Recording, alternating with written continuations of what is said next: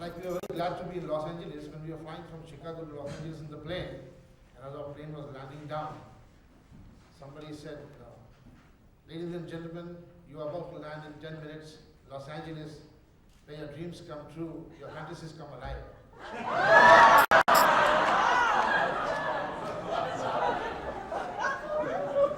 We are forever thankful and grateful to Baba for having given us the opportunity to be here, to share our stories of our life and companionship with our God Uncle, and some of the love that we have received from him.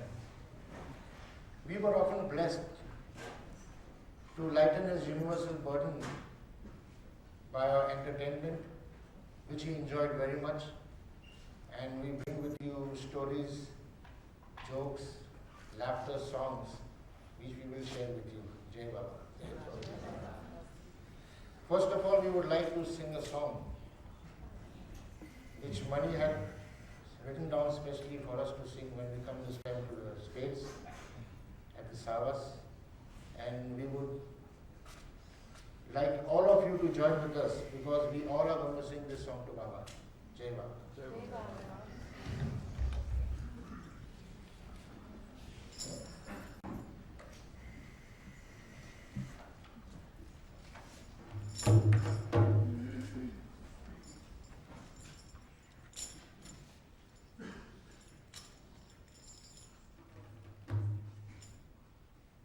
Meher Baba, Meher Baba, Jai Jai Jai Jai. Meher Baba, Meher Baba, Meher Baba, Jai Jai Jai Jai. Meher Baba, Meher Baba, Meher Baba, Jai Jai Jai Jai. Meher Baba, Jai Jai Jai Jai. Meher Baba, Jai Jai Jai Jai. Meher Baba, Meher Baba, Meher Baba, Meher Baba, Meher Baba, Meher Baba, Meher Baba, Meher Baba, Meher Baba, Baba Baba, Baba Baba, Jai Jai Jai Jai, Meher Baba, Baba Baba, Baba Baba, Jai Jai Jai Jai, Meher Baba, Jai Jai Jai Jai, Meher Baba, Jai Jai Jai Jai, Meher Baba.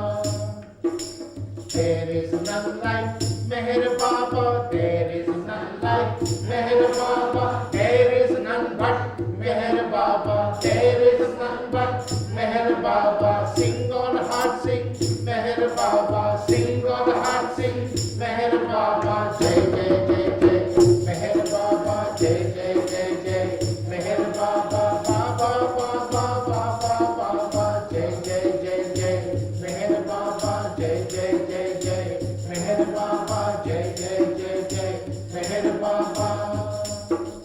Meher Baba, Meher Baba, Meher Baba, Meher Baba, Meher Baba, Meher Baba, Meher Baba, Meher Baba, Baba Baba, Baba Baba, Jai Jai Jai Jai, Meher Baba, Baba Baba, Baba Baba, Jai Jai Jai Jai, Meher Baba, Jai Jai Jai Jai, Meher Baba, Jai Jai Jai Jai, Meher Baba. Who is Meher Baba? Who is Meher Baba? God is, man is Meher Baba. God is, man is Meher Baba. Love is Meher Baba. Love is Meher Baba. Jai Jai Jai Jai, Meher Baba. Jai Jai Jai Jai, Meher Baba. Jai Jai Jai Jai, Meher Baba. Baba Baba Baba Baba, Jai Jai Jai Jai, Meher Baba. Jai Jai Jai Jai, Meher Baba. Jai Jai Jai Jai, Meher Baba. Meher Baba, Meher Baba, Meher Baba, Meher Baba, Meher Baba, Meher Baba, Meher Baba, Meher Baba, Baba Baba, Baba Baba, Jai Jai Jai Jai, Meher Baba, Baba Baba, Baba Baba, Jai Jai Jai Jai, Meher Baba, Jai Jai Jai Jai, Meher Baba, Jai Jai Jai Jai, Meher Baba. Where is Meher Baba? Where is Meher Baba? Here is, there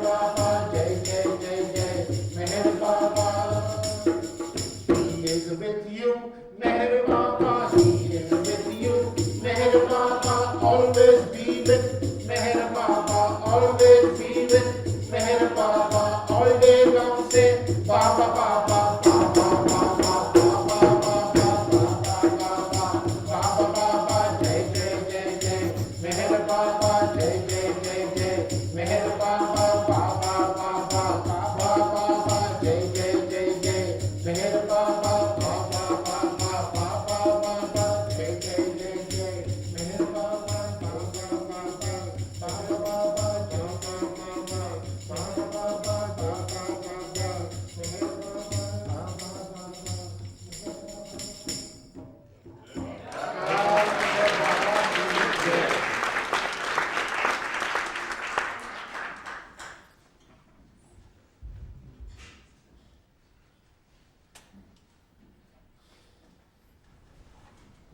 Well, with beloved Baba's grace,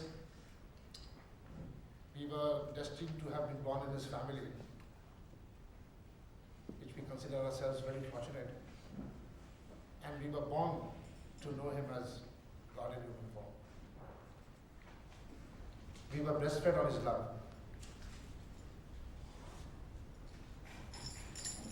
Actually, our mother always says that Shireen Mai, Rustam and I have not met either of our grandparents in physical form. But our mother Pareen always says that Shireen Mai would always go to Baba Jan and fight with Baba Jan, telling her, look at this, you old woman, what have you done? Not only you have taken away my son, but all my sons and my daughter has joined him. And I have nobody to look after me now. What am I going to do? So Baba Jan would say, don't you worry. You don't have to worry about anything. I will turn into a cat in the night and come and sleep under your bed and look after you. So you don't have to worry about anything. And then there would be arguments going on. And Shireen Mai would always complain to Baba, to see what you have done. Not only you have gone away from me, what high expectations I had of you, that you would get married and have children, and have a good business, look after father's business. But what have you done? You have left me. Not only left me, but you have taken everybody with you, all the brothers and sisters. And she would constantly complain to Baba. And then Baba asked Behram, his brother, that get married and look after mother. So Behram got married, and the wedding of Behram was, Baba did the engagement of Behram. He put the rings on, the engagement rings on Behram's finger and our mother's finger. And then there was marriage reception also held in Nasik when Baba was there. Baba did all the arrangements. And the wedding reception was held in Nasik. And Kitty Devi, Norina and Margaret, they all were present for the wedding ceremony that time. Rustam and I also have a brother, elder brother, who's 10 years older than Rustam. His name is Sheria, and a sister who is 9 years older than us. And we were born after 9 years. And my mother says that when she was pregnant, she saw a dream. And in the dream, she saw that Shireen Mai is sitting in between two cots, baby beds.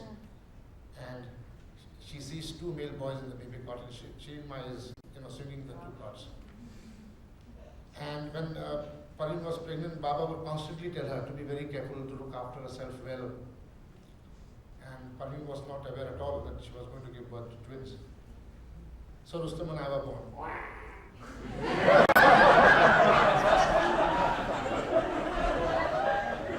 And Baba was in Y at that time, a place Satara.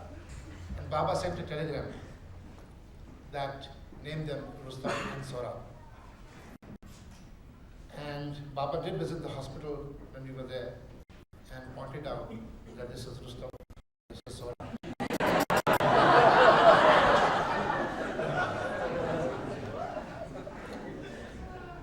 And of course our memory goes back to our mother saying that once when Baba visited his own house, Baba would very frequently come to his house. Every 8 days, 10 days he would be there. And once when he came with his mandli, Rustam was very, very seriously ill. High temperature. He had a very, very high temperature. And Baba came, and he came straight to the beds where we both were lying down. And he looked at both of us. My mother Pareen and Behram also was standing there. And Baba would look at me and not look at Rustam at all, who was really very seriously sick. And my mother would wonder, why is Baba doing that, not paying any attention to Rustam, who needs more attention than Sora? So my mother says that Baba would pick me up, put me on his shoulder, play with me, cuddle me here and there, and then very slyly look at my mother, what's her reaction about it. And keep on playing with it. And Baba would look at Rustam, and then my mother is going to go up. Baba said that to Pareen. And Pareen, of course, felt that Baba saying this. So Baba said, now what? So Pareen said, Baba, they are yours. You can do what you want. You take them, you leave them, do what you want, they are yours. Then he looked at Behram.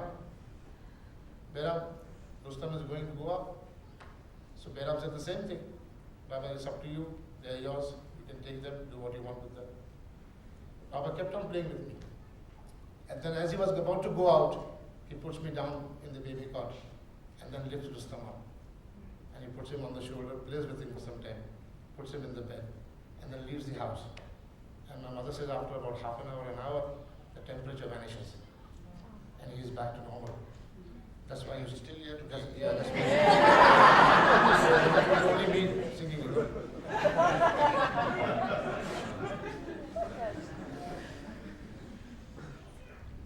We remember as children, we were small kids, about 6, 7 years old. We remember Baba coming to our house very often, visiting the house.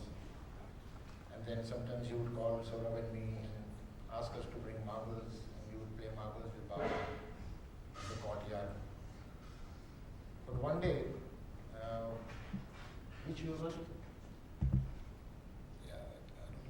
I don't remember the year, but we were about 6, 7 years old. And Baba one day came to the house. Very swiftly, he would walk very fast, Baba.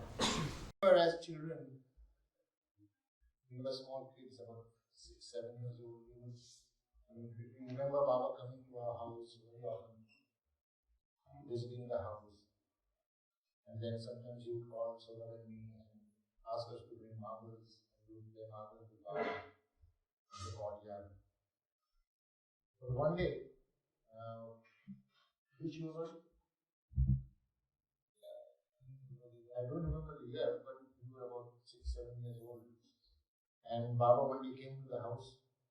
Very swiftly, he would walk very fast, Baba. Came inside, went straight to the room where Jan lived. He went into Jan's room and all was around me. So we went into Jan's room and said, yes, Baba. Baba said, bring marbles. So we were very happy. Baba was going to play marbles with us. So Surabh kept the marbles, and Surabh ran and got the bag of marbles. And he said, yeah, Baba, marbles. And Baba got on the bed and asked me and Surabh also to climb on the bed. So we both climbed up on the top of the bed. And then he said, take out the marbles from the bag. And we removed them. Baba took the marbles and kept it in the center of the bed in a big bunch like that. Then he took one marble, which he put it as a striker, and he caught hold of the marble in his hand like this. And then, see, the game is, it's a circle, and the marbles are kept in the circle. And turn by turn, you take the striker and hit the marbles. And whichever marbles go out of the circle belongs to the striker. So Baba took the first turn. So Baba took the striker, and with all his force, that force, we have never seen such force Baba use this striker. He took the marble and struck the bunch so hard that 2 or 3 marbles just broke to pieces. They were just glass. And I and Surabh looked at each other. And then, before I could take the striker in my hand to have my turn, Baba said, game is over.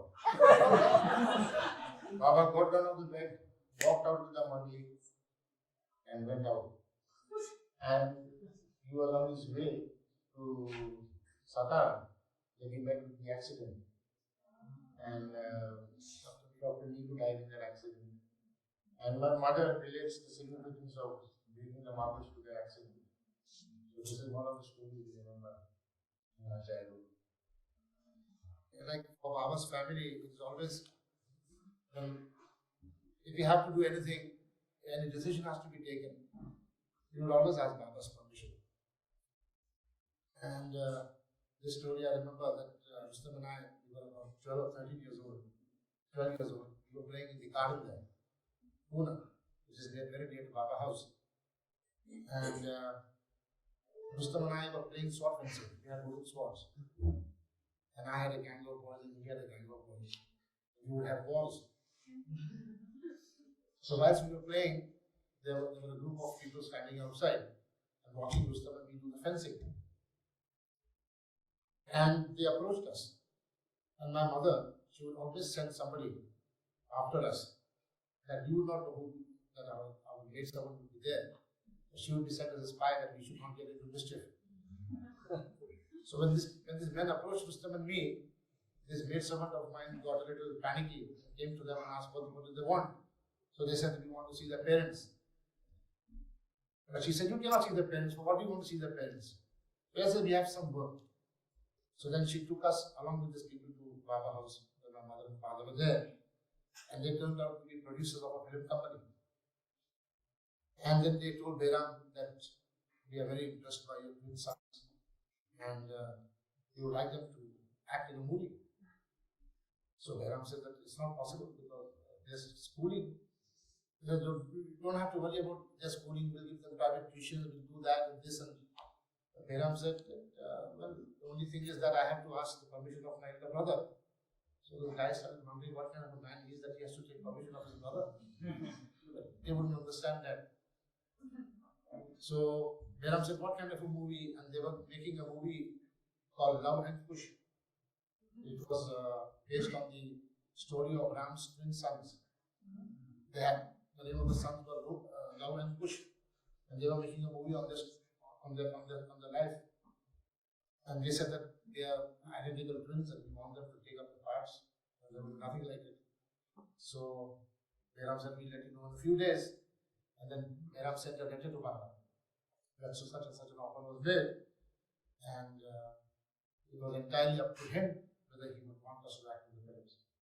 So when Mani read out the letter to Baba, and Mani told Baba that it is not what they want, it is not what Rustam Swaraj wants, it is not what Farid and Behram want, it is what you want.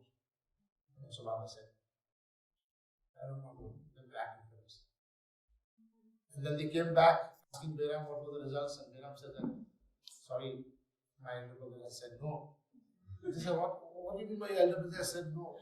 You know that they have a good future ahead of them and they have this and that, and they brought a briefcase full of money to tempt Behram. But Behram, of course, said no, and Rustam and I also were resigned to Baba's will. And I mean, each and every decision that the whole family had to take, irrespective of Rustam and anybody, would be done entirely with regards to Baba. It would be put up to Baba. Whatever Baba would say yes or no, it would be very willingly accepted by the family. Our school that we went to was on the way. Guru Prasad was on the way. So we had to pass Guru Prasad every day that we go to school. And Baba would be there for the summer. And before the school would end, we would always pass Guru Prasad and see whether Baba was there on the corridor walking in. Very often we would see Baba standing there. And then we would from our bicycles, and Baba would sometimes see and wave back. And we would be very happy and go to school. And this would happen very often every day. So one day, Saurabh and I, we would go bicycling to school, and Saurabh was a bit ahead of me, just like this one. And Baba was standing there at the corridor, and we both waved at Baba, and Baba waved back at us. And the next day, it was a holiday for us, so we went to Guru Prasad. And we went to Baba and in front of him. And Baba said, yesterday, why were you both not together? And I said, no, I said, what? one was behind the other. Why would it not go together? And he said, Baba, Surya must have been cycling a bit faster than me. Baba says, no, I want to see that you both are together. I said, yes, Baba. And from that day onwards, at least when we would pass Guru Prasad, we would see that we would pass.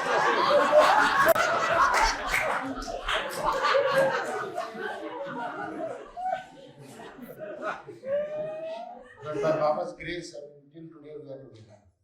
Baba has kept us together. We live together in the same house. We got married on the same day. We have 2 children each. And it's one big family, and Baba has kept it. His grace. The same way. Guru Prasad was the place that we had entertained Baba the most. And that was our life. Just to entertain Baba, to please him, to make him happy, to make him laugh. And we would come out with different skits, different jokes, songs. And we always plan things in the evening so that next day we would go to Guru Prasad and whatever best we could make him laugh, we would try and do that. That was what we do. Most of our life we did was to entertain Baba. Yeah, most of you must have heard this story. But the best entertainment that ever took place in Guru Prasad with Baba was when Baba himself participated. When I dressed up as Anne Conlon and went to Baba. See, Anne Conlon was to come for the first time to India to see Baba. And she was the only Western allowed because Baba was in strict seclusion then. And nobody was very much sure when she was arriving. So every day, Baba would be asking, is she coming today? Anne Conlon. And nobody would know the answer. And it would go on for quite a few days. So it got into my idea, like Rustam, that they're expecting Anne Conlon, everything is so hot. Why should I not dress up as Anne Conlon and go and fool everybody there? So Rustam said, not a bad idea. And I went to my sister Gulnar and I told her, Gulnar, I would like to have your dress. She said, what? I said, yeah, I would like to have your dress and everything that you wear. Because I'm going to get dressed up as a woman and Conlon and I'm going to Guru Prasad. So she very willingly gave her dress, her shoes, earrings, necklace, lipstick, makeup, everything, her handbag. And then Rustam and she both got together and dressed me up. And I was all ready, looking exactly like a lady. And I told Rustam, now you better go and get a taxi. Because I didn't want to cycle on the way.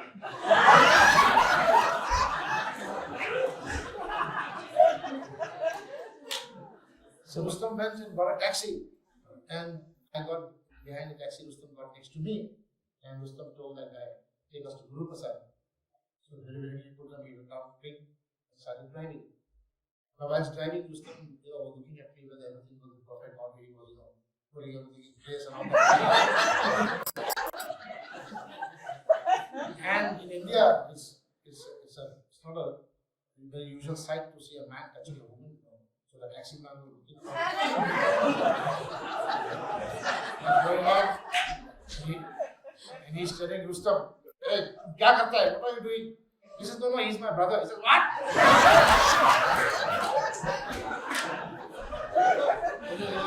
He's my brother.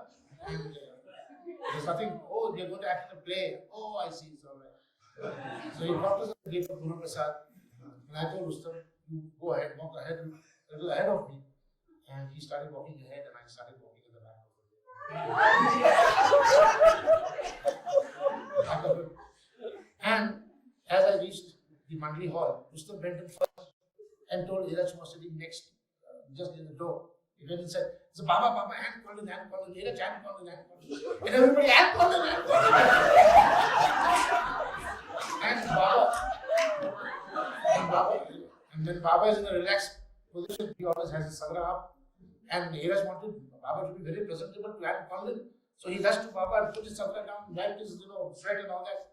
And I just got inside and was about to go inside. And Eras came and said, no, I'm not now, not now. And he pushed me, he was pushing me. I said, no, I would like to go in. I said, I would like to go in. And I put my head inside like that. And Baba saw my head. And I mean, God, I don't know how, but he made out instantly that it was me. The Mandi was sitting down, but Baba was such a great actor himself that he never let it out except to Iraj. When Iraj was pushing me, he winked at Iraj. And when Baba winked at Iraj, and Iraj was wondering, why Baba is winking at me? And he looked closer at me, and then he realized that it was me. And so Iraj also started acting. And he said, yes, and come in. So Mirchi Karkaria, Pendu, Aroba, and everybody was sitting around. Baba said, Jai Baba.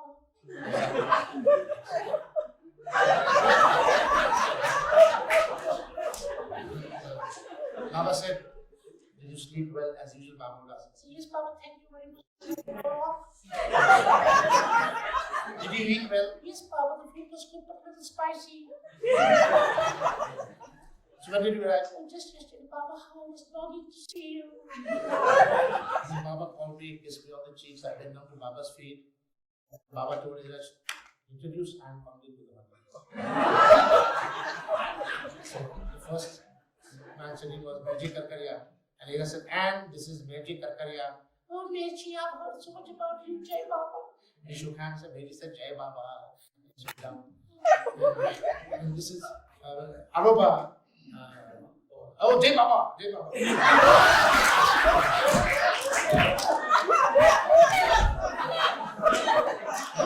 Aroba said, Jai Baba. And then I shook hands.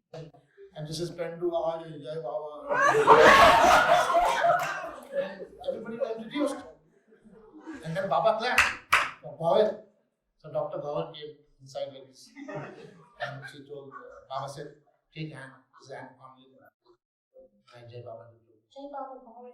Now take her to the woman Mali and introduce the woman Mali. What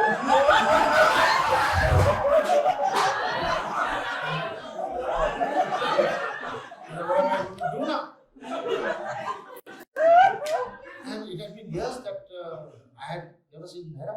Mehra was not allowed to come in front of them. And I said, what am I going to do? I started playing to Baba in front of him. And Baba said, go ahead. And the first thing, Ramu was there. This is Ramu Devi. Jai Baba, so nice to meet you. And Ramu came, she kissed me on the cheeks. And Nehru came. Baba said, Nehru, this is Anne Pandey, America, I'm from America. Oh, Jai Baba, Nehru. And Nehru, and then Mani came. And Baba said, Mani, Anne Pandey has come. Oh, Jai Baba, Anne, so nice to meet you. And she kissed me and all that. And then Nehru was to come. Oh, Baba. I said, what am I going to do? And then Nehru came and Mani ran to her and said something in her ears. And then Nehru came and I said, Baba, I hope that Nehru doesn't hug me or anything of the sort. So Nehru, just from the park, said, Jai Baba, I'm very glad to see you. And when I saw Nehru, I said, Baba, this is something that you have given an opportunity for me to see. And I looked at Nehru and I said, Jai Baba, Nehru. And then Baba came out and clapped his hand and said, hey, this is all fun. This is not Anne Conlin. This is Saurabh. I removed my scarf. And Baba said that you all have been taken for a big ride. So Mani, then later on Mani told me, she said, how I recognized you. See what happened? That she had given a handbag as a gift to my sister Gula on her birthday. And that handbag was with me, so she instantly recognized, I've seen that handbag somewhere. And that's how she went and told Mehra that Mera, don't hug Anne Conlon because she's got a very bad cold. Baba doesn't want you to hug her. So that's how Baba, did that. It was that. So that was, the talk went on for days, and then Anne Conlon really did appear, and everybody having a big smile and laughing, when Anne Conlon really came. And then Anne Conlon later told me that she was wondering why everybody was happy, just looking at her laughing. And even Rano said that, when I first hugged you and met you, and they told me that you Anne Conlon was come from States, and I was just looking at your legs, and I had little stubs of hair on my leg. She said, how can an American woman, she's not shaved, she's so unclean, or something on the side. She said she had a doubt in the mind. But then, everybody could take it. But the greatest part Baba played.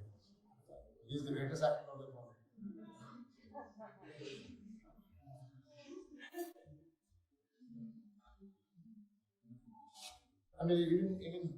Baba paid so much of individual attention to everybody's needs. And Rustom and I were concerned that he was very, he would be like an uncle also, and he would be God also. Many people would ask us, how did you feel in Baba's presence? Did you feel that you were in the presence of your uncle? Or did you feel presence in God? I said, all the time we know that we know that He's God. But at times He would give us the touches to remind us that He is also our uncle. And He would pay very attention to how we would study in school. Because Rustom and I were very mischievous, He knew that. And you see, the last year in school, and Rustom and I, were not very good at studying as such. But we had to pass the school. So Baba would say, have you studied? I said, yes, Baba, we are studying very hard. Study hard, you must pass. And Rustom and I were very weak in maths. Even today, if you ask what is 2 plus 2, I'll say 3. So anyway, we gave our exams, and the only paper that went really very bad was maths. And it is like that, if you fail in one subject, you fail throughout the exams. You don't get out of school. And so Baba would ask us, how did your maths go? Nice? I said, no, Baba. So maths was very bad. Did you not study hard? I said, we did study Baba very hard, but no. You know how we are in maths. Baba said, no. The results were out, all the papers, the results come in the papers, newspapers. The numbers come down there. And Rustom and I could not sleep awake because Baba was in Guru Prasad. I said, if you are going to fail, then you get the next cut off. And then at 12 o'clock in the night, we went out in the streets, took the papers, started seeing our number, page 1, page 2, page 4, page 5, no numbers at all. And we had failed. We thought we had failed. We looked at each other. The consequences next morning in Guru Prasad. I said, Baba, you know that this is how we are. And then we were going back home very sad, A friend of ours comes running. He says, come, what's your number? I said, so and so is the number. So on the last page, there were all advertisements of cinemas and all that. And just in the corner of the paper, there were only 2 numbers. Which were Rustom and mine. So Baba gave us that shock in the beginning for 5 pages, no numbers. And then we were very happy that we passed school. And we went to Guru Prasad next day. I said, Baba, thank you, Baba. I said, it's only you who can do this and nobody else. Baba said, you're past, that's all now. Now what are your future plans? Future plans? So everybody basically said, no, they should go to the engineering college. Engineering college? Maths. I said, Rustom and I had thought that college is going to be a tough thing. Somehow or the other we pass school, we get the question of college now. And my brother-in-law Jhangi said, he asked Jhangi, what do you think they should do further now? So Jhangi said, Baba, you know that they are weak in maths. Baba said, yes. So Hira said, no, let them go to college, let them study. And then Baba said, yeah, you should go to college. I said, Baba, what do you say, Baba? Baba said, college is good, go to college. But our marks for admission in the engineering college were not that very high to get an admission very easily. because people with higher percentage will get the first preference. So I remember Dr. Deshmukh. You must have heard of him, Dr. Deshmukh. He was a professor. So Baba told Dr. Deshmukh that you take these two guys to the college and get admission for them. I said, Baba, when Baba has given that work to Dr. Deshmukh, it's going to happen. So Rustam and I were going to the college with Dr. Deshmukh. And I said, Dr. Deshmukh, you're such a nice guy. He said, yes, I know I'm a nice guy. You think, Dr. Deshmukh, that you'll get admission? Well, you'll try. I think you'll be able to get the admission. And he went and spoke inside for the admission. But they said, no, you come after 2 days, after 3 days. Then you go back to Baba. Baba would ask Deshmukh, what happened to the admission? Did they get admission in the college? So Deshmukh said, oh, we are trying. Baba once again asked, do you think you'll be able to do the engineering? I said, Baba, you know that we can match Baba. We'll try our best. Do you think you should work or go to college? Well, when he said that, I said, Baba, whatever you feel is best. Baba said, maths is difficult. You go and work. He said, thank you, Baba. So that's how we ended up not going to college and we went to work. So we did our apprenticeship. And then we did our apprenticeship. It was in a place in Lonavala, which is about 40 miles from Pune. That was the first time that Rustam and I were to go out of Pune.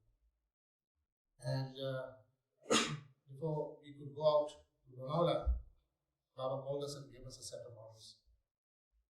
And those orders we still follow with Baba that he's given us.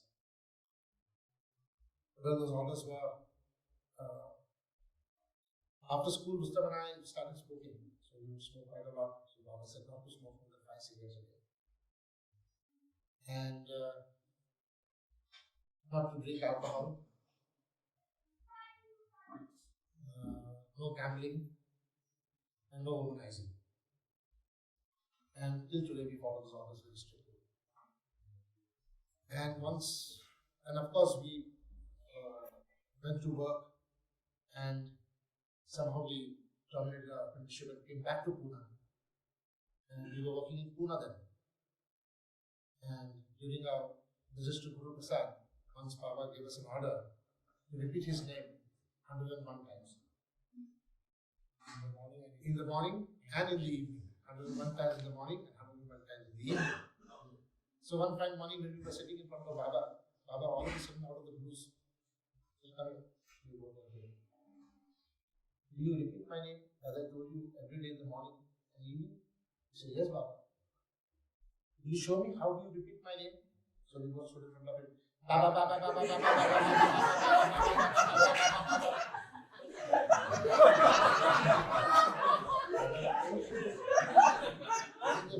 Baba, Baba, Baba, you repeat my name so fast. So Rustam and I would want to get it over fast, So Baba said, that's not the way. Baba. Baba. So Baba himself directed Rustam and me how to repeat his name.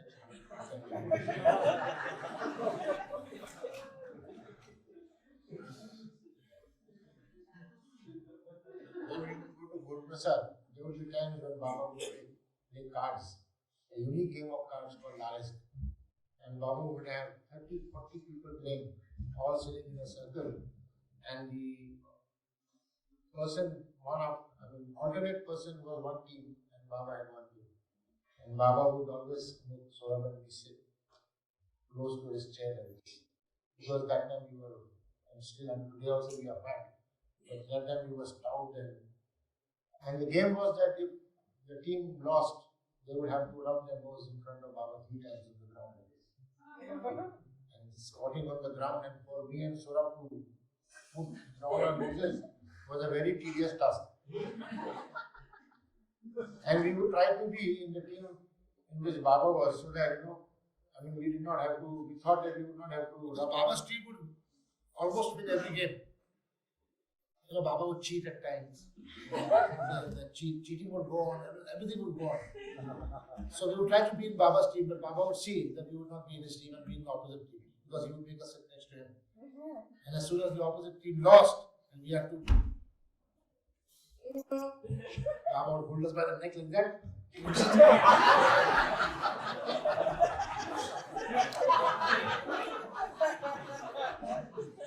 Yeah, and in this, in this game, there would be shouting, laughing, cheating, and everything.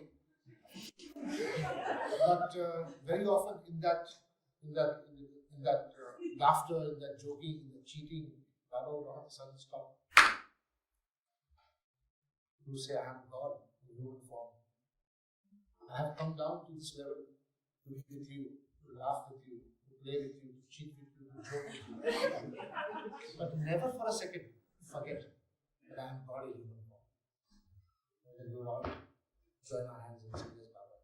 Because in that, at times, it would be a tendency to forget in whose presence we are. But then Baba would always remind, but never forget that I am God in human form. And Baba himself had, he was so humorous, he has sense of humor that once Rustam and I were sitting in front of him, and Baba was looking at us, looking at us this way. And Baba's brother Jal, our uncle, was next to Baba. And Baba looked at Jal and said, Jal, can you make out who's Rustam and who's Sora?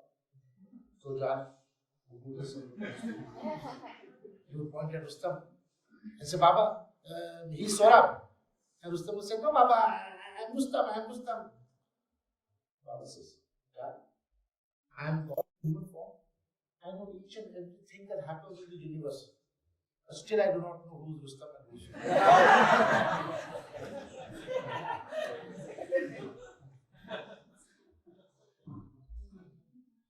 There is this one story I always remember.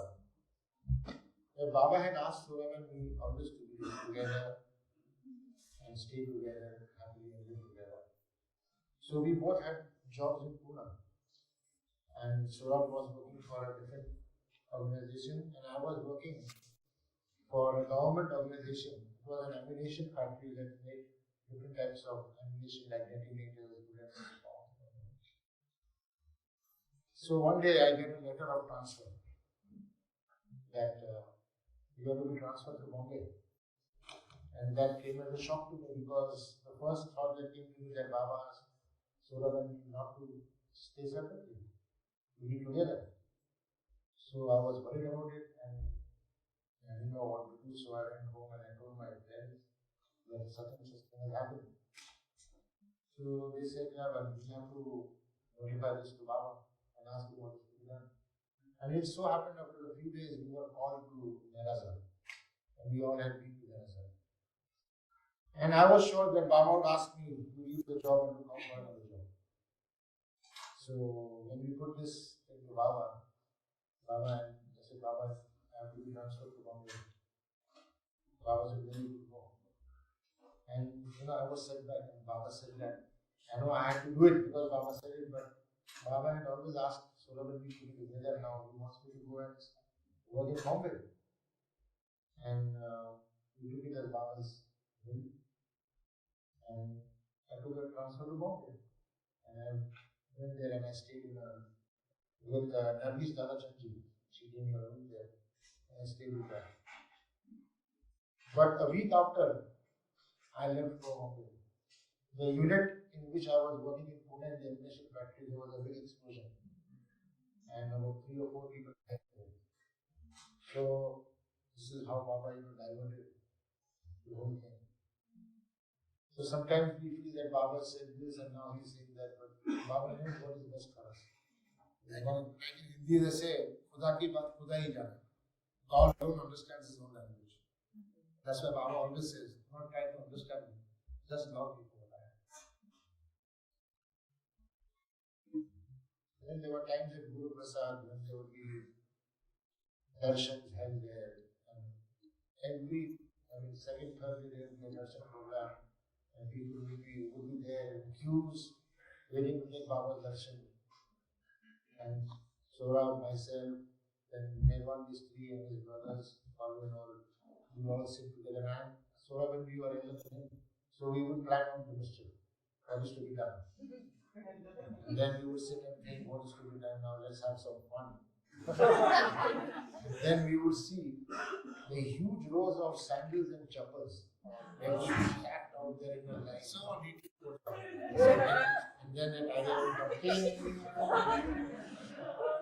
And then we said, we would all get together and say, let's all mix them up. And then we all would get into this thing of mixing up all the chappals, this, that. Then there was a big pond in Guru Prasad, we would throw some chappals in the pond. And everything must have, then we would go far away and then wait for the darshan program to end and watch the fun. And then this huge mass of humanity that would come out, there would be a big chaos. Everyone, trying to find their own chappals, this and that, and there would be a big chaos, and Baba came to know about it. Baba instantly called Sonam and me. And the best part is, the mystery brothers would always escape. And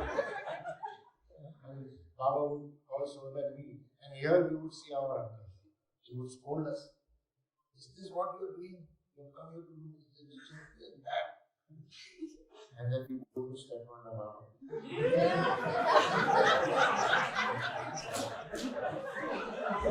Baba, we are sorry, we'll never do it again. We'll never do it again, this type of issue. And from tomorrow onwards, you both come and stand behind my chair. Baba would make us, when the darshan would be there, to see that I am Sura would be behind this chair and he would give us a finding to find him all the time. So that we don't go out of the darshan hall for the mystery. Once as a punishment also he had, in Guru Prasad, if you see films, there are so many beautiful statues, marble statues, of he is standing in this pose and standing in this pose. Baba's, as a punishment, Baba instructed us that we should clean each and every statue in Guru Prasad. So Bani was to supervise our cleaning. So she would come with a bucket of water, soap, and everything, and stuff. Now we're washing the statues, and looking at each other. What kind of punishment is this? We are not with Baba. They inside the Mandli hall and we are out here. And then we would try and finish off everything fast. And then money would come for inspection. And then she would go to one statue. He would come here. He said, yes, what's money? We would call her Mani Fui, who is father's sister. See, I see some dirt inside the ear of the statue. And I would look, I said, yes, there is slight dirt. But I said, Mani, how can I reach? I cannot reach my fingers in that. There's something called toothbrush. So she would come with a toothbrush and give it to Rustam and me and see that each and every corner and was clean.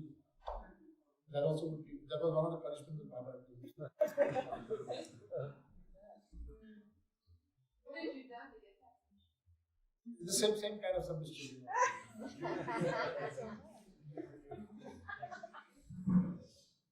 But somebody sometimes was saying about miracles. Baba says that he does not perform miracles. It's true. But then it is also true that because of his love and his grace, miracles happen. At that time we do not understand anything, but it happens, and then we realize, oh yes, it is Baba's grace. I remember that we have a man staying with us in Baba house who's like a family member now. His name is Narayan. In short, we call him Narayan. And when he was 5 years old, Ali, Baba's father, was coming to Baba house and he had a suitcase to carry with him. So this small 5-year-old boy in tattered clothes was standing there and told Ali to give him some money for food. So Ali said, I don't want to encourage you begging, but if you lift this bag and come with me, I shall give you some money. So this young boy picks up this bag and goes with Ali into Baba house. And he's 5 years old. And today he's 43. He's still at the house. He's not gone back to life. But this boy, he would stammer. He had a very bad stammering. It was so intense that you had to hit his leg like this, to bring out a certain word. And whenever Baba every year for 4 months would come to summer, to Guru Prasad, he would always ask my mother, our mother, to cook food for him. Because Baba enjoyed our mother's cooking. She would cook very well. In fact, the relationship between Baba and our mother was, Baba loved her very much. And she also loved Baba. She loves Baba very much. And she told us the story that when Shireen Mai was in a coma, about to die, and everybody were waiting anxiously for Baba to come. And when Baba came, my mother was sitting next to Shirin Baba. And it seems Baba just came and looked at Shirin Baba, put his hand on her forehead like that. And my mother says, instantly Shirin Baba opened her eyes and looked at Baba. And my mother says that the look that Shirin Baba had on Baba's face was something that you can never imagine. So we are sure that Baba definitely must have given his own mother a glimpse of what he really was. And of course she passed away. And then Baba came back after 8 days. And he personally supervised the belongings to be equally divided among all the brothers and sisters and all that. And he did that personally himself. And he told my mother that from today, you are the mother of the family. So whenever Baba would come to Guru Prasad, he would definitely see that he would get food cooked by our mother. And Narya, this boy, would be the one to take the food from Baba and Guru Prasad. And Baba was very aware of his family. And Baba would enjoy it. So Baba would call, as soon as Narya would come, Baba would ask, has Narya come? And they would say, yes, he's just come. Ask him to come inside. So when Narya would come in the Mandi hall, everybody would sit down. Baba would tell him, say the word Guru Prasad. So Narya would say, Guru Prasad, and Baba would laugh. And so would everybody laugh around with Baba. Baba would call him to sit, go Baba. It would happen very often. Yes. And after Baba dropped his physical body, he stopped stabbing. The stabbing completely went away. I mean, at that time, we feel that Baba, is enjoying this joke very much. But actually, he was working on it. And he got rid of the stabbing. So when Baba dropped his body, he completely stopped stabbing. So this is how, Baba works. Miracles take place. Our father Beram, he also suffered physically a lot.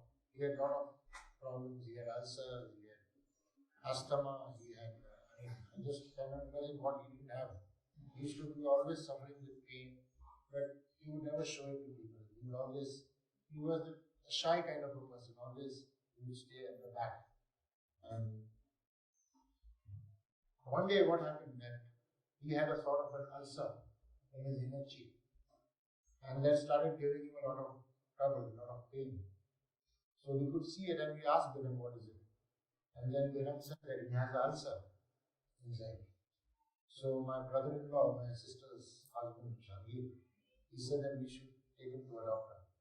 So at that time there was a very prominent surgeon by the name of Bharucha, Dr. Bharucha, E.K. Bharucha. Not the Bharucha who was the Babala, that's another doctor, a surgeon.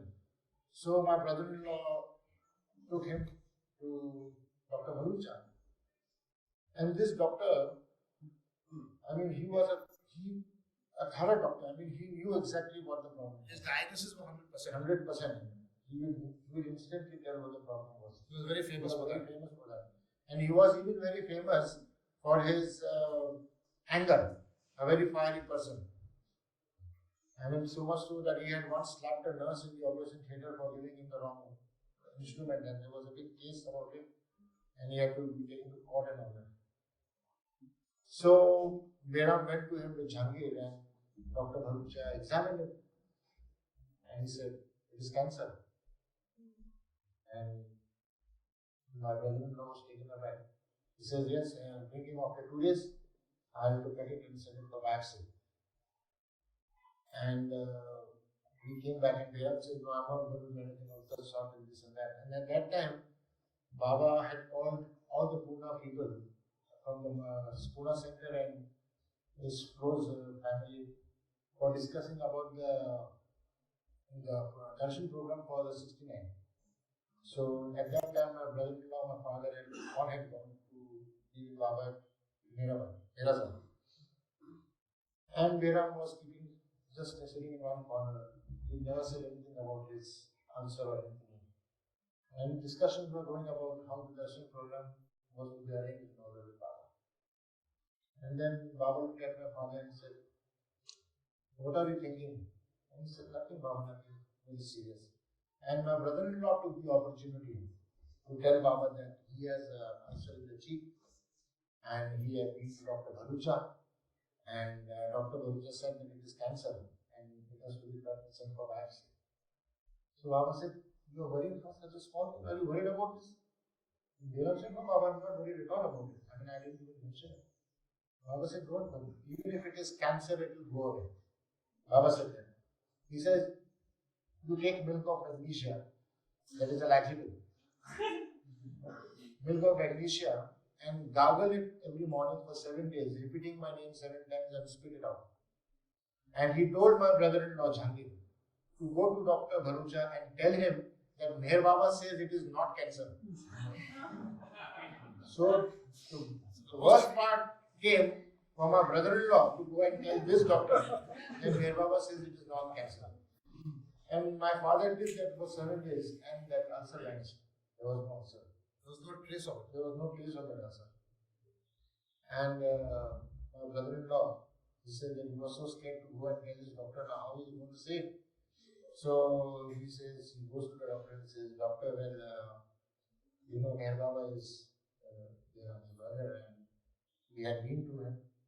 So what? I know. So what? Well, we went to him and we told him about this, and he has asked me to tell you that it is not cancer, and he was so scared that he might get something on his head from the table. So he won't. Well, if Meher Baba said it is not cancer, then why do you come to me? Don't come to me. And that was the end of it. And Behram went to Dr. Bharucha and he showed him his cheek. And he was really amazed to see that there was no ulcer there. And then from that day, whenever Behram would go for any other problem, he would not charge him money. And he would ask Behram to bring him a lottery ticket. So Behram would do that. He would go with a lottery ticket to him. And once I was operated in the hospital, Dr. Bharucha did the operation. And I was reading the Wayfarers in the hospital. So he comes around, looks at the book, he says, "What book are you reading?" I said, "This is Meher Baba's book, The Wayfarers." He looks at me and then he sent to my office. And he asked for the book, which I bought a new one and sent to him. And then, you know, he had a lot of respect for Baba. And very recently, Tony Gris from Myrtle Beach had come to India. And he came to me and said, "Saurabh, I want to tell you I have a problem here."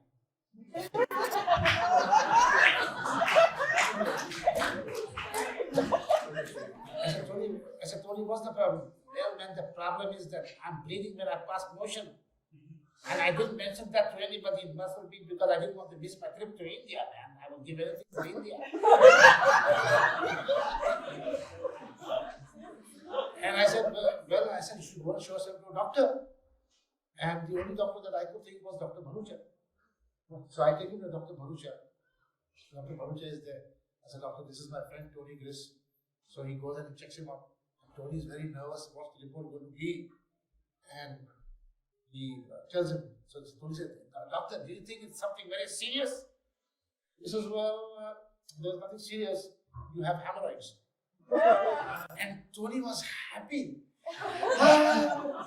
"Doctor, thank you very much. It's only hemorrhoids. Thank you." He thought it was something much more serious than that. So Dr. Bharucha tells him, which took me back. I said, "Baba really touched him." He says, "You are worried? When you have Meher Baba with you, why should you worry about it?"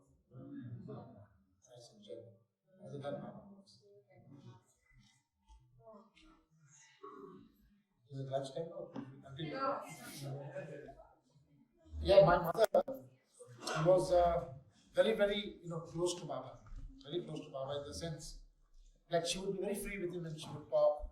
She had the opportunity of talking anything she wants with Baba. So once, in the night, Farid hears some sound inside Baba house. Clank, clank, clank, clank. And Farid is very scared of ghosts and all that. So she very quietly gets up from the bed, crawls towards the door, opens the door, goes to the Baba well, and looks at Baba's room, thinking that some thief must have come or something of that sort. But she sees a sight which frightens her. She sees that the door of Baba's room, the chain on it, falls down on its own. Clang! The door opens, closes again. The chain goes up again. Clang! And she's so scared, she says this 4 or 5 times, and she thinks it's a ghost. And she goes back very slowly, not waking up anybody, goes to sleep, goes to sleep. Baba was in Guru Prasad. So immediately next morning, she gets up, she takes a rickshaw, goes straight to Guru Prasad and goes to Baba. He says, Baba, do you know something? That there is a ghost in Baba's house. Baba says, what? Ghost? Yes, Baba, I saw this. I saw the door open and I saw the door close of your room and the chain was falling up and down. Baba said, it's no ghost. It was I who visited this house. I visited my room because I am visiting. Oh, Baba, she says, it was you. But next time you should tell me when you come. I mean, you see. You have to tell me in advance that you are coming and I should be ready. I got very scared. Baba had a big laugh.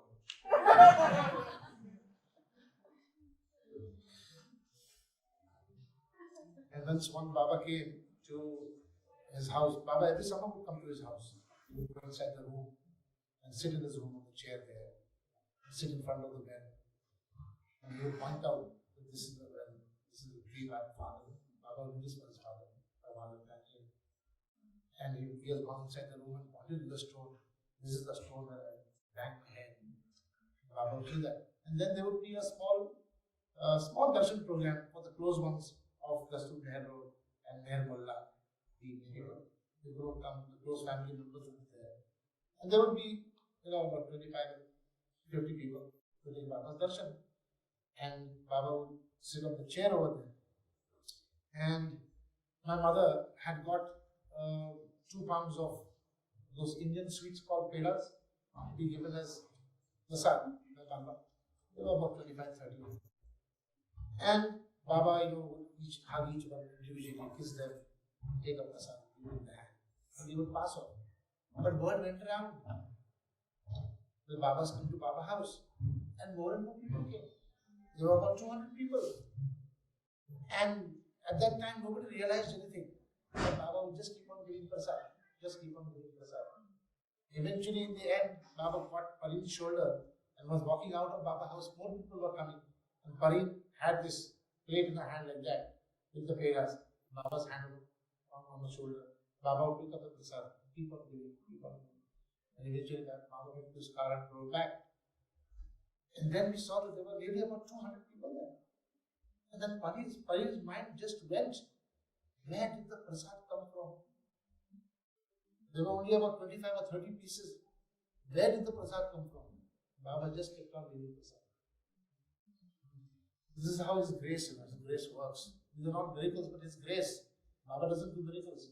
But His grace helps the miracles to happen. And another time that he came, the similar program was in Baba house. And Mani also was there. And Baba would be sitting on a chair like this, near the well. And people would line up. He would take a prasad, put it in somebody's hand. He would go up, take another prasad, put it under his chair. Another guy would come. Prasad, go away. Another chair. Third. And Mani said, what is Baba doing? Giving one prasad and putting one on the chair. Then she very slowly goes behind Baba's chair to look. And there was our pet dog Vicky sitting there.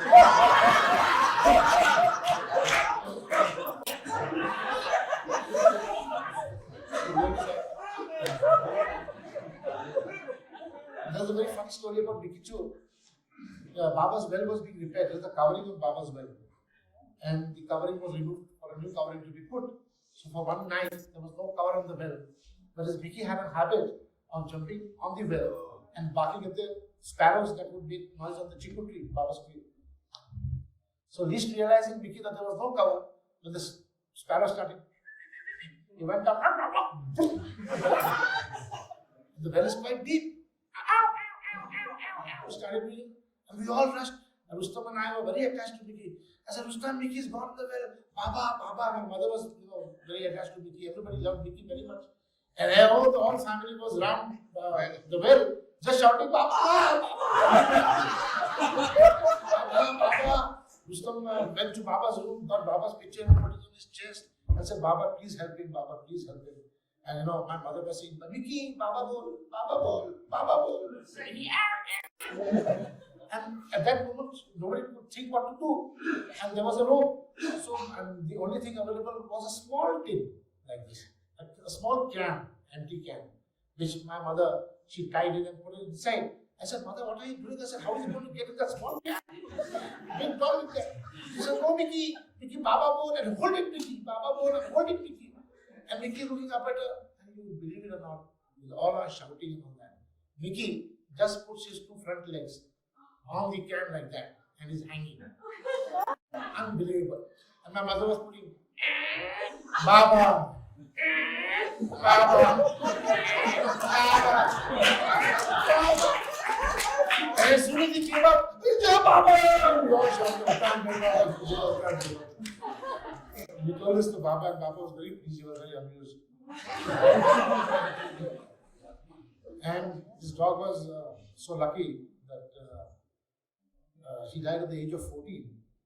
And when he breathed his last, half his body was inside Baba's room, and half was inside Baba's room. So that's one story that we remember. So, next time, the next session will continue. Sing one song. 2 minutes more. It's Name of God, given by Baba in the Women Country to sing daily. It was during 1939.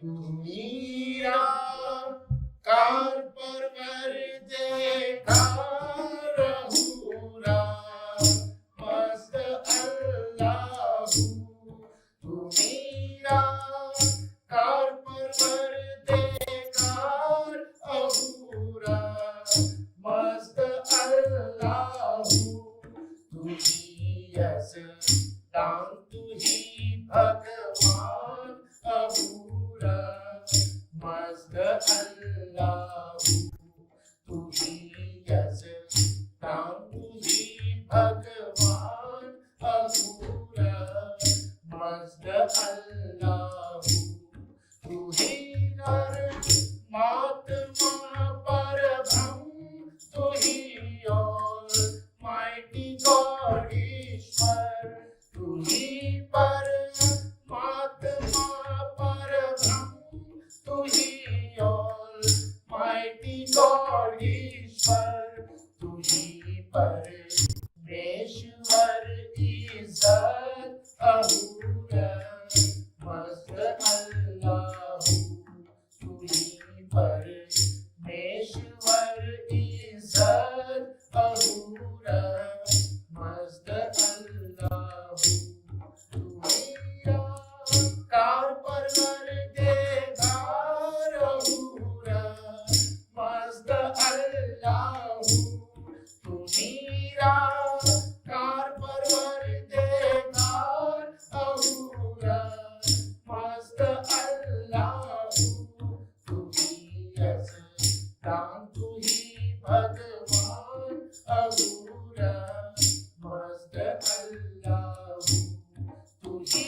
परमात्मा परब्रह्म तू ही और mighty God ईश्वर तू ही परमात्मा परब्रह्म तू ही और mighty God ईश्वर तू ही परमेश्वर इज्जत अहूरा मस्त अल्लाहू तू ही परमेश्वर इज्जत अहूरा मस्त Allahu.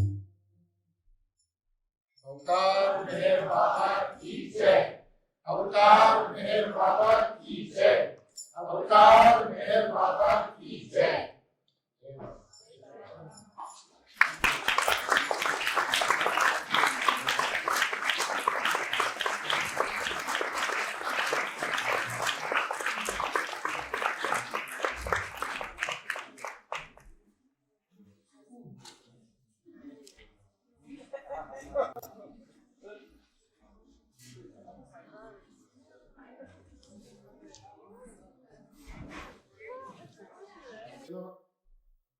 We are actors and we are playing the act right here. You remember Baba saying with the gesture, this world is a zero, or this world is a potato, or I would say. And it's not a joke, he said that. And our happiest moments in our lives were when we would do comedy skits for Baba, tell him jokes, entertain him. And our happiest moments were when once in Guru Prasad, Rustam and I did a play, and I acted as Baba in front of Baba, and Rustam acted as Dheeraj. And in that play, Baba laughed so much that at one time he thought that he would take out a sound, so he took a handkerchief and he covered his face like that, so that he should not come out with a sound. So as Baba says that this whole world itself is a comedy. Our being existing in this world and acting the parts as he wants us is a divine comedy. What do you all think about it?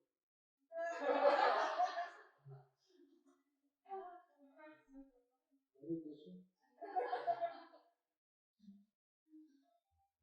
Yeah, that's the thing that, as you say, sometimes it's not funny, but being in the Baba family, we all of us have to think about Baba's love for us and convert that seriousness into a comedy. We have to cry. Any problem that we come up with, any serious problem that you think is serious, but if you think of Baba and ask his help and turn that seriousness into a comedy, automatically with Baba's grace, everything goes down. That's what we have experienced with our problems in our home, with our family. We also have problems. Baba has a great sense of humor. And humor is one thing that really makes everyone happy, Baba happy. So, in our day-to-day life, if we bring in humor, it makes things very easy. We see that even we have problems, we have questions, things that are really difficult at times. But then we think of it and using Baba in our life, Baba is in our life, things go really easy. And we convert it into something humorous. Like it's seen in movies, if you see a comedy movie, you come out with a happy thing, you feel happy about it, you feel nice about it. But if you see a horror movie, you come out with a depressed mood. Exactly what I'm trying to tell you. But Saurabh and I, we enjoy seeing horror movies. Because you will not believe I and Saurabh laughed so much in this movie. Because the whole thing seems to be very funny. I mean, it is exactly how you get it. When I sit to see a horror movie, I always ask my dad comes to Pune. And we bring in horror movies, and the only thing that we do is laugh. We literally fall down from our chairs. So, I mean, that is exactly how in your daily life, you should try to bring in the situation the same way.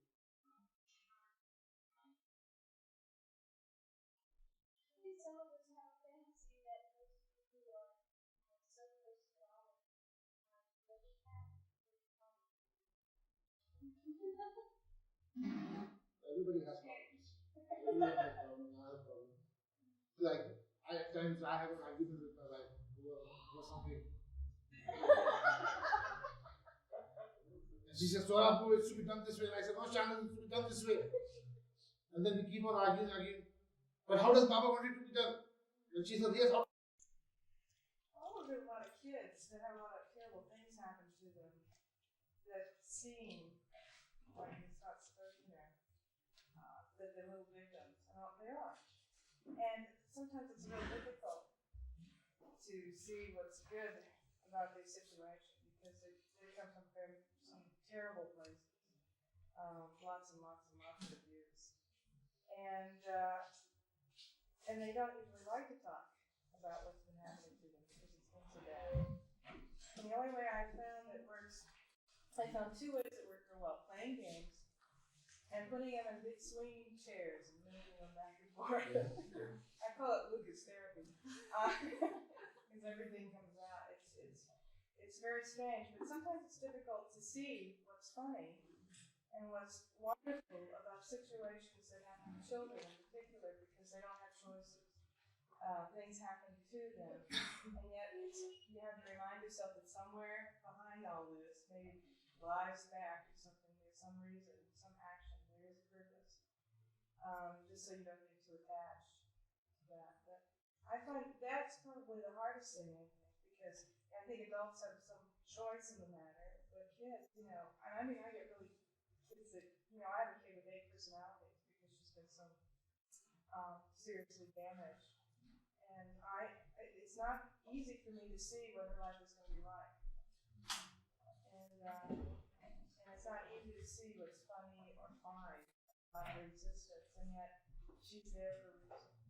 Oh, you're talking like you have a school or something? I'm a I see, psychologist. you're a psychologist. So what do you say? Mostly games. I use games and toys a lot. I'm fortunate that I like them very much. I think I got into it because I like toys myself. Yeah, this is good. All the work for kids.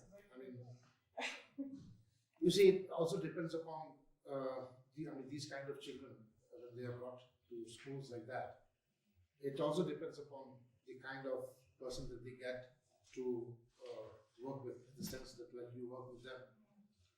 I mean, and it's you can call yourself very fortunate that since Baba is you are the Baba family, you can understand the problems of these children in a much better way than anybody else can understand. And once children in the beginning, when they get to know somebody like who's full of love, who has Baba's love, and gradually if you open them up, they will respond to you much faster than any other person who will. I mean, you are doing your part. You are doing your part. You are pleasing Baba. You are doing his job. So you put so your you, best you, you and can, Baba takes I mean, care of everything. that's the beauty of it. You can open up the child in a much more better way and make him happy with Baba's love, gradually putting Baba into the story. Games, telling them jokes, funny stories.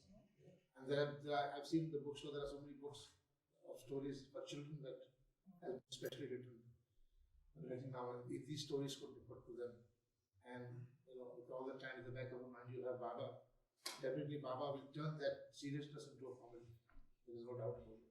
Well, you're right in one respect, because what I've noticed is that if I've had a child for a long enough period of time, I begin to respond with lots of humor.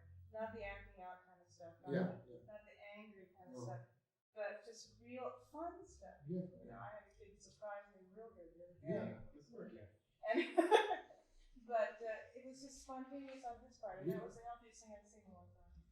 Yeah, and children, as Baba, they're flowers, they're like flowers of God. And with the right nursing, I mean, even if a leaf or two is dried up, the flower definitely blooms up. Again, with his love that you pour on the flower. That's true.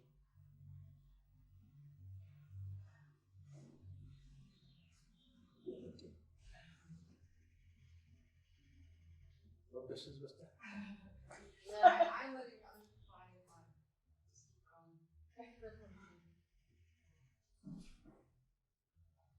What were some of Bob's favorite jokes?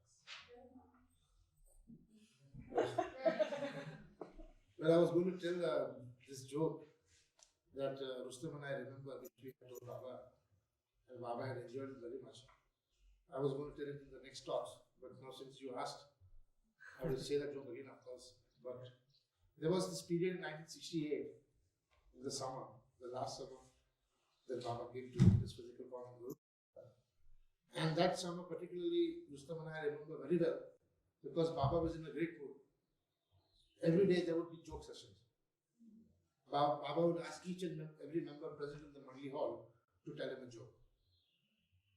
And it would go on for days. And when Rustam and I were there, Baba asked once to tell him a joke. And at that time, one joke that clicked my mind, and I instantly said, Baba, I'm going to tell this joke to you. And the joke is that there was a king, a Maharaja in India, in one part of India, who wanted to send a message, an urgent message, to another Maharaja in the other part of India. So he calls his best horseman and tells him that you take this message and deliver to the other Maharaja before sunrise, or I will have your head chopped off. So this horseman says, your wish is my command. He takes the best horse he has and he gallops like a wind. He rides and he rides and he rides and he rides, and he comes in the middle of a jungle. And the horse is so tired that he falls down. His tongue coming out of his ear. The horse is there. Now this poor guy is worried about his neck. He says, oh God, my neck is going to go in the morning. What am I going to do? He looks around here and there. In the jungle under a tree, a sadhu, a sage is sitting, long white beard, robe. He says, Maharaj, I need your help. Please help me. My head is going to be chopped off if I don't deliver this message in the morning, and my horse is practically dead. So the Maharaj from his meditation looks with his one eye and says, son, don't worry. I have solved your problem. And he opens his bag sachet and removes 2 large pills. On one pill was written 45 miles per hour, and the other pill was written 90 miles per hour. He says, if you want your horse to go at the speed of 45 miles per hour, then you lift the horse's tail, put it in the horse's behind, and the horse will run at the speed of 45 miles. And 90 miles, then you put the 90 miles per hour pill. He says, thank you, Maharaj. He goes to the horse, he takes the 45 miles per hour pill, lifts up the horse's tail and puts it inside the horse's behind. Immediately the horse gets up. And he rides away without him. He goes back to the Maharaj and says, Maharaj, the horse has gone away. The 45 miles per hour. He says, you still have the 90 miles per hour pill. You put it in your behind.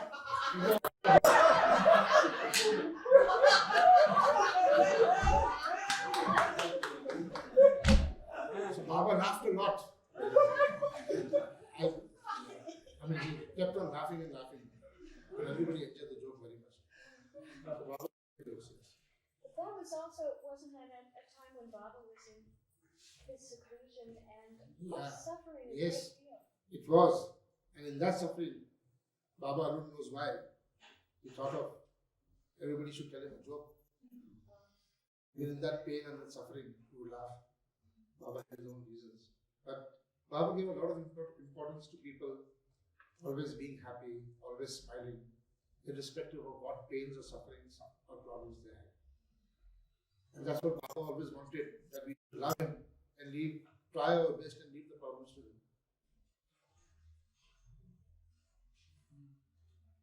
You asking something?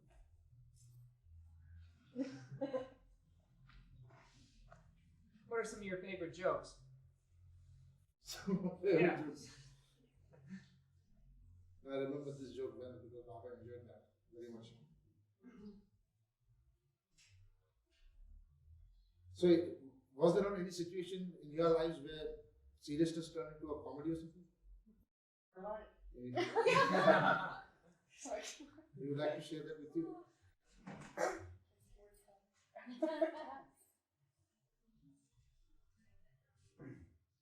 I had an experience at Marazon a few years ago. At Marazon? Yeah. Where several of us put together a musical comedy that we presented in Montreal for a month. And along about halfway through our practices, all of us realized that the parts we were playing had, in some weird way, to do with aspects of our own personalities that we didn't like. Yeah. And we were all getting a little nervous about having to do this because it was really touching on something in us. And it turned out to be a lot of fun. And I was thinking afterwards that maybe that was Baba's way of trying to loosen up whatever it was in us that were those kind of characteristics that we were trying to get rid of. And do it through laughter. Yeah, that's true. As you say, laughter is the best medicine.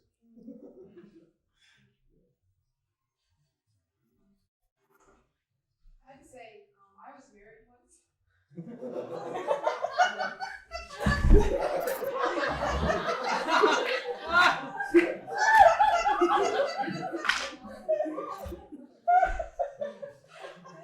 And it never ended quite a comedy. But I mean, it was a devastating tragedy. It was just like the worst experience of my whole life. I'd much rather somebody come before me and rip my eyes out and torture me. Everything you like before I go through that decision. And now He's kind of cute. Yeah. Nice. That's the beauty of it. Because Baba, the more, the serious problems, the more you turn it to humor and not have a long face about it. And as Baba lovers, the quality of forgiving and forgetting is very important. Well, we don't forget.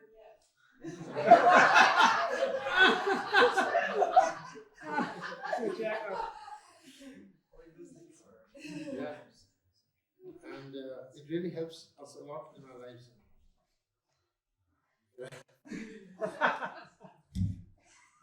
Like where I work is a factory, and I work in the warehouse where they house the finished goods of the factory, the finished products, and I do the dispatching on invoices and all that.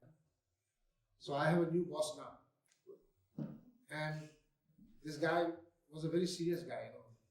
The previous boss with whom I worked was very nice. He would have a very smiling face and joke and crack. We would get along very well. But this new guy, he had a face like that. Every morning he would come, and the first question he would ask me is, "What's the figure?" Figure is the amount, the value of money that was dispatched. You see, the goods that were dispatched. So every morning, afternoon and night, he would come to my warehouse and tell me, "Saurabh, what's the figure?" And I would say, "Well, 40 lakhs, 50 lakhs, why less, should be more." Every day. So one day I was in a mood. I said, "Isaac, why do they come with a grumpy face like this?" And he comes and asks me, "Saurabh, what's the figure?" And I said, 38, 32, 38.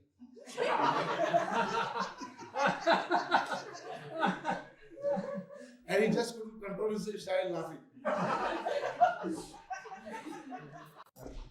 So from next day he never came and asked me, "What's the figure?"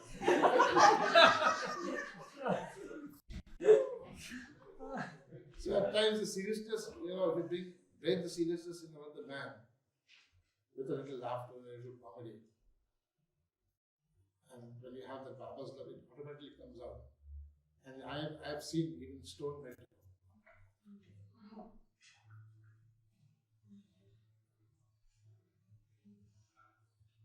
What are some other jokes people tell?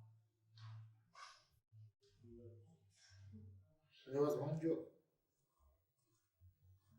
Sardarji, he was a minister. Sardar Sikh gentleman, Indian gentleman. The Sikhs are like the Polish, they crack jokes. So he wants to take a ride in a helicopter.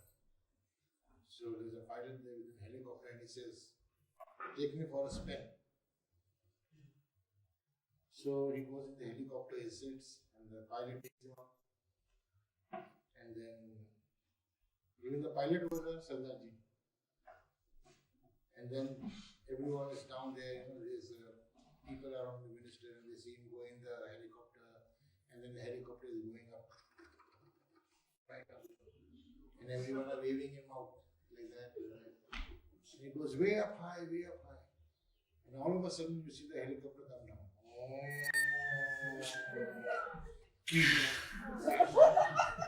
Everyone rushed to the helicopter to see what's happened to this fellow. And then they drag him out, and amazingly he's still alive with broken bones and a complete mess. And they pull him out, and there's a news reporter. He says, "Minister, what happened? What happened? How did the plane crash?" He said, "What did I know? What did I know? The plane went up, and the helicopter went up higher and higher, and I started feeling very hot and warm. So I asked the pilot to switch off the fan. Cold. was feeling very cold, so cold. So I asked the pilot to switch off the fan. I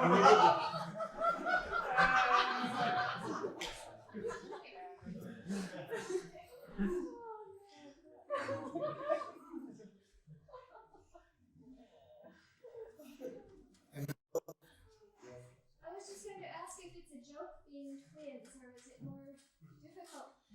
Yeah, it is a joke. The whole life is a joke.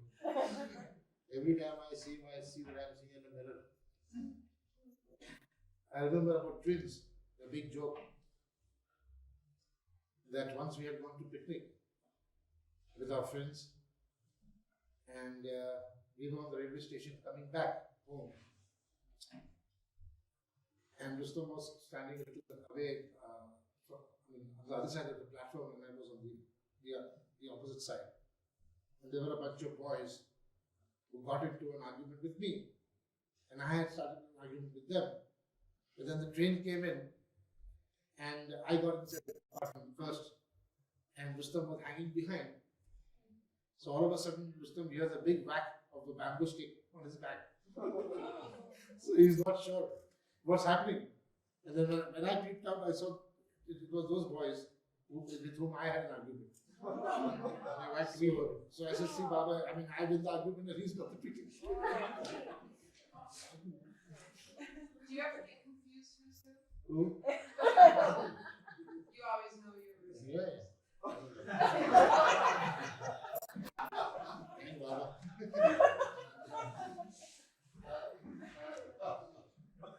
There was another joke on twins.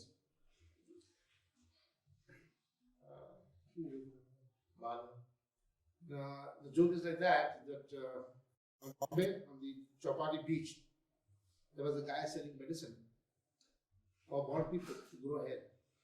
He said this medicine is so strong that you just apply a little lotion and sit for about half an hour and you have long hair, that big real hair. And they were all the bodies who were there, they were so happy that and they said, but what's the proof? He said, I will prove it to you. He himself was born. The man was selling it. He said, I've shaved off my hair. So he takes a bunch of the lotion, applies it on his head. He said, I'm going to sit inside a tent and come out after half an hour. After half an hour, he comes out. People say, no, you're wearing a wig. No, the artificial hair. He said, you come, test them. People come and start pulling his hair and yelling. He starts yelling. And some of them really rip up his hair and find a little blood. No, it's real, and everybody just buys the lotions off. And this man is very happy. Everybody discusses home. And out of the tent comes the other twin brother who was born first. So Rustom and I had thought of doing that business, but I said, Baba would not like that.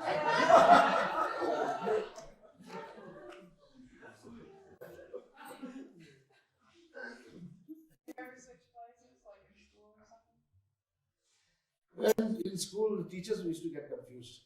But Rustom and I, always used to get around the Rustom. I remember one joke of mine that in school, we were in the same class always. So, there was a teacher, maths teacher, who would come, and he had a very funny voice. So, he would teach us algebra. And he would go, AD plus BD is equal to CD, but why? When CAD is equal to CAD, MAD is equal to IID. And that was his sound. So when the bell would ring for him to come inside, the whole class would go, BD, BD, BD, BD, BD, BD, BD. And he would get absolutely, he wouldn't know what to do. The whole class was doing that. So Rustom and I had a very close friend of ours. And he was a very studious boy, always comes first in class and studies and all that. But he was very close to Rustom and me, but he would not participate. So I told Rustom, that's not good. He should participate. So Rustom and I got around him and said, Atul, see, we are the best of friends. Everybody is doing it. Why don't you also do it? It's always fun to do it together. And somehow we convinced him. And he said, I promise that I'll do it today. And I went in Rustam and I went around the whole class. And he being a studious boy, he was always given the present book sitting right in the front. Rustam and I would always last. So we went and told everybody, today Atuki is agreed to take part in the mischief. So one thing I would request you that as soon as he comes and I say 1, 2, 3, nobody should do it.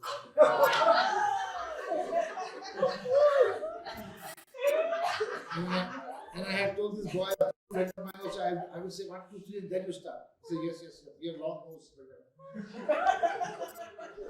ding dong, the bell goes and Mr. Sangamnekar comes in. He says, good morning boys. 1, 2, 3. So Atul, beedi. He said, you fool.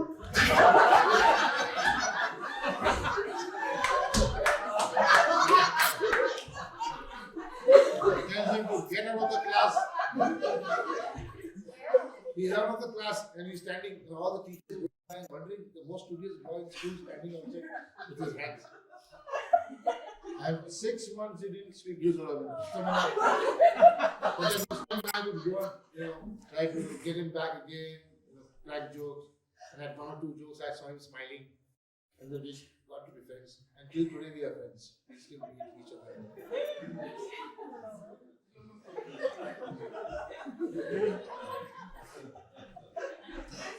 Do you call this divine comedy?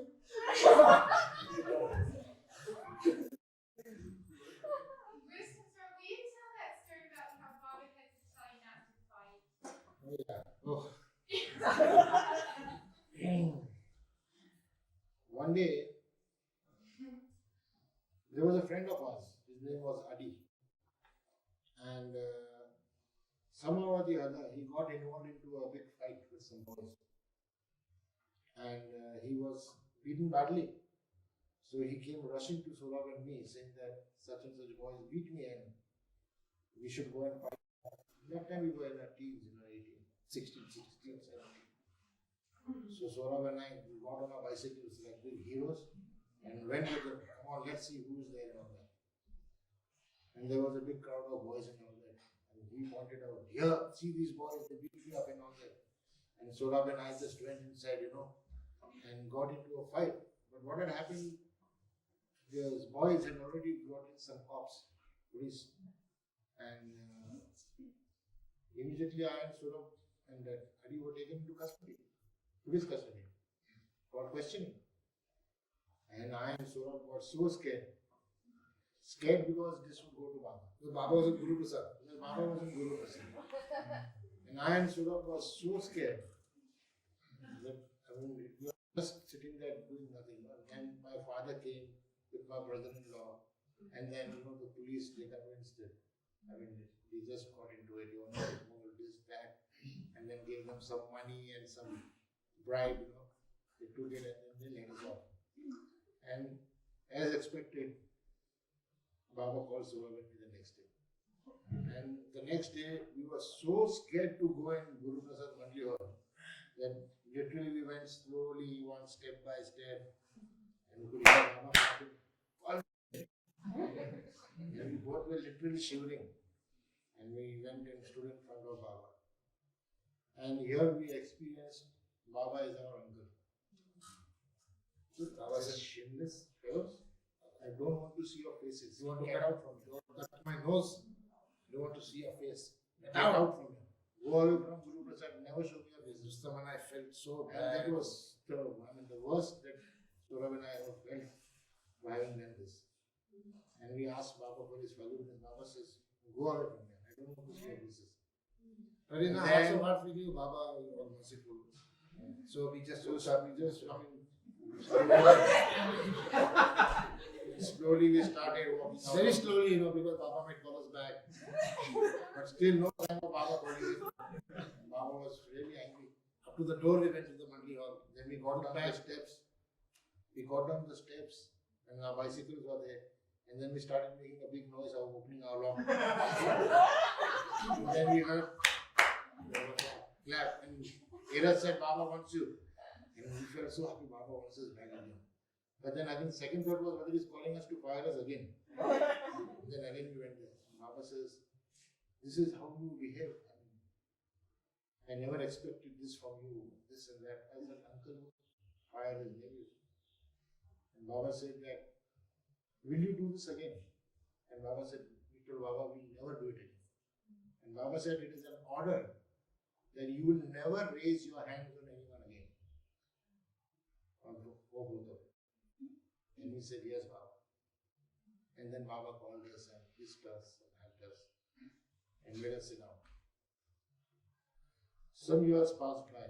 No, Baba did say, after we sat down for some time, somebody from the Mandli asked that, Baba, if somebody strikes them, then what? First. So Baba said, only in self-defense you can strike. If someone strikes you, then you strike back. Otherwise, you will never raise your hands again. And years passed by. After Baba dropped his body in 1971, there was an incident that Rustam, myself and my friend Dejan, who was grown up with us, we were buying something. Rustam and I were buying some dried fruits in the shop, and he was standing outside. And there were these Irani boys who had migrated from Iran, and there was always a tussle going on between the pro-Khomeini and anti-Khomeini students in Iran. So somehow or the other, they got into a fight with our friend Bejan, no fault of his. They pushed him or something of that sort. And I was standing inside the Rustam and saw these 4 or 5 boys just beating up this friend of mine. So Rustam and I were helpless at that time. Baba's orders not to strike anybody. What am I going to do? I said, these boys are going to be beaten up. So I said, Baba's not said not to go and explain to them and stop the fight. So when I rushed down and we pulled our friend behind, and I tell these boys that, you should realize that you are 5 of them and you are just beating him. He's helpless and all that. And they get into an argument with Rustam and me. They were in that mood of creating problem there. So they get into, at that time Rustam and I were about 22 or 23, we were not married then. And he started, arguing with me and abusing Rustam and me. And some of them got behind and started hitting Bejan again. So, and I was just waiting that, oh Baba, just let them strike me once. But it wouldn't happen, nothing would happen. I would go purposely in the front and do something else or nothing. But whilst Bejan was, they were beating up this friend Bejan of mine, he got a wristwatch of one of the Irani guys in his hand. So I said, pass the wristwatch. I told Bejan, pass the wristwatch to me. So Bejan threw it and I got the wristwatch in my hand. Immediately what I did, I banged the wristwatch on the ground and stamped it. And that made the boy very mad. He came and started giving me a strike. I said, thank you, Baba, you struck me.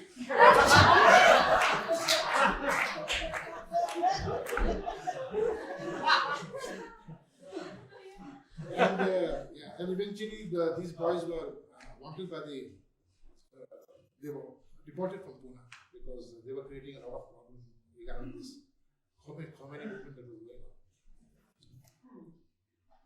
So I told the story to Mera and Mani and we had a big laugh about it.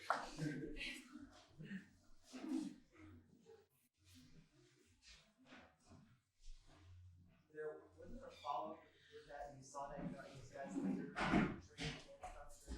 Yeah, and the best part is that after 2 days after this incident happened, 3 of us, Rustam, myself, and Bejan, were traveling to Bombay to train.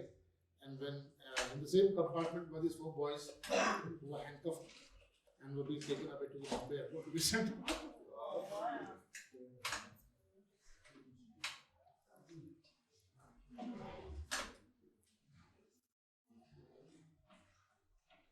Baba says, if understood, life is simply a jest. If misunderstood, life becomes a pest. Once overcome, life is ever at rest. For pilgrims of the path, life is a test. When relinquished through love, life is at its best. Jai Baba.